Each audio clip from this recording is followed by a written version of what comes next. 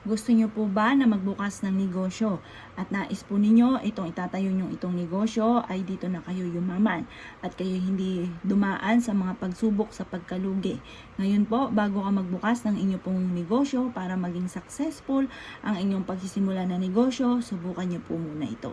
Ngayon, humarap ka sa gawing silangan ng mga bandang alas 7 at pagkatapos ay isulat nyo po ito or i-drawing nyo po ito mga bossing. Ito po mga bossing ko ay star. Yan. Ang star ay liwanag ng ating buhay tungo sa ating tagumpay. At pagkatapos mga bossing ko, isulat nyo po dito ang inyong tunay na pangalan at ipilido. Isulat ang pangalan ng negosyo ng inyong itatayo.